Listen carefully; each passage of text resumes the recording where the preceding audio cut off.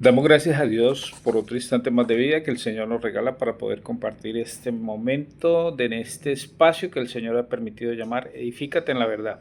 Saludamos a todos los amigos, hermanos y a todas aquellas personas que el Señor tiene a bien que llegue esta grabación. Venimos hablando sobre la armadura de Dios. La palabra de Dios así lo dice en el capítulo 6 del libro de Efesios, en la cual el Señor nos motiva a través de su palabra de utilizar toda la armadura, no una pieza de la armadura. Pero en este momento vamos a dar una pequeña conclusión sobre una pieza de la armadura, y es la espada del Espíritu. ¿Y cuál es la espada del Espíritu? La palabra de Dios.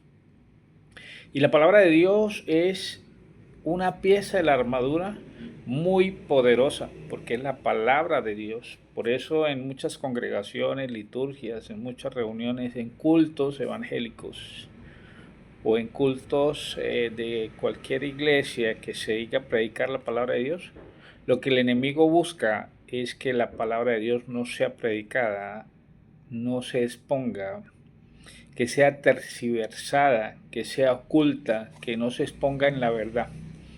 Y se habla a veces más de historias de hombres, se habla más de otras cosas que de la palabra de Dios y cómo utilizarla. La palabra de Dios tiene una instrucción especial para poder ser utilizada que sea eficaz en esa guerra espiritual. Y para que sea eficaz, para que sea utilizada, lo primero que uno tiene que hacer es que la palabra reacciona, se motiva o está dispuesta para los que son llamados hijos de Dios. Pero muchas personas dicen, no, todos somos hijos de Dios. Y la misma palabra de Dios nos dice que no todos son hijos de Dios, todos son creación. Pero para ser hijo de Dios hay unas características especiales, hay dos cosas que hay que hacer, creer y aceptar. Así lo dice la palabra de Dios en el libro de Juan. Por eso los motivo a que a través de la palabra de Dios se busque quiénes son hijos de Dios. Y podrá encontrar que solo los que creyeron y aceptaron. Y por eso la palabra de Dios tiene ese poder emanado de Dios, porque es la voz de Dios, en el cual Satanás desea que no se conozcan. Por eso Satanás distrae, por eso Satanás busca de que tú no utilices ni la aprendas, pero también él no soporta que la palabra de Dios se exponga, no soporta que tú conozcas tu identidad espiritual, que tú sepas que tú eres un hijo de Dios arrepentido, que deseas mejorar cada día. Y por eso en algunas congregaciones, en algunas iglesias, algunos líderes espirituales hablan de que muchos de los creyentes que ya leen la palabra de Dios ya no predican sino levitan. Y resulta que en ese esfuerzo que tú haces, pues te están desmotivando en muchas cosas, pero no permitas que eso te impida o te haga desanimar en seguir avanzando en lo espiritual, porque es el mismo enemigo utilizando otras personas para que tú no conozcas, no avances ni utilices el poder de la palabra de Dios. ¿Por qué? Porque en el momento en que tú conozcas tu identidad y la autoridad que está en la palabra de Dios, pues el enemigo pierde toda autoridad sobre ti. También el enemigo busca de alguna forma que tú no la conozcas, y algunas de las manifestaciones de esas es que tú ya no quieres congregarte, ya no quieres leer la palabra de Dios, que la palabra de Dios se volvió un amuleto o una situación de adorno dentro de la sala que ya no te motiva a leerla ni a aprenderla. Y esas son cosas que el enemigo coloca para que tú no conozcas, ni apliques, ni reconozcas la autoridad que tú tienes delegada por Dios para ti. Por eso en el libro de Oseas, capítulo 4, versículo 6, dice que mi pueblo perece por falta de conocimiento. La armadura de Dios nos enseña de que debemos utilizar la armadura de Dios ante un ataque espiritual. La palabra de Dios nos dice que el enemigo no soporta, no resiste la palabra de Dios, que no es tu fuerza, no es tu conocimiento, no es tu voluntad, no es tu posición económica, no son tus títulos. Lo único que Satanás no soporta es la palabra de Dios en tu boca, en tu mente y en tu corazón. Por eso declárala, hermano.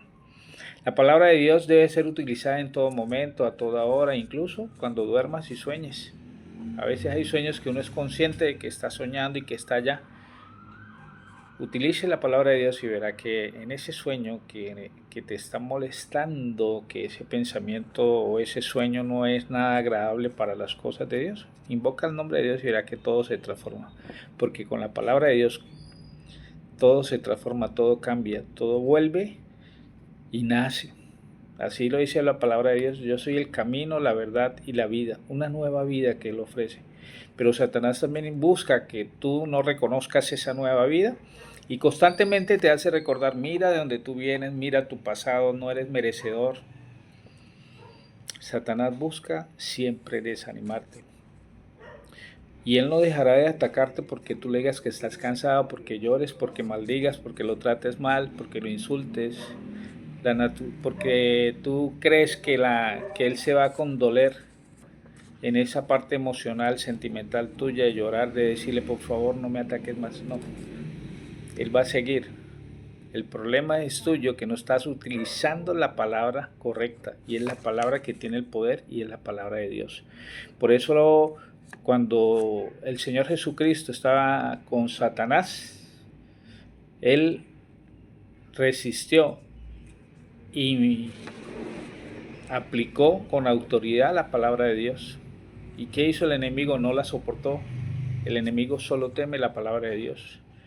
Porque cuando tú utilizas la palabra de Dios, el enemigo no lucha contra ti, está luchando contra el mismo Dios. Por eso es lo único que Satanás no puede resistir.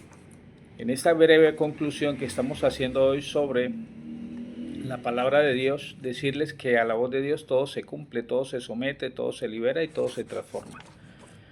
A la voz de Dios, todo, dice la palabra de Dios, que nadie se resiste, que toda rodilla se doblará.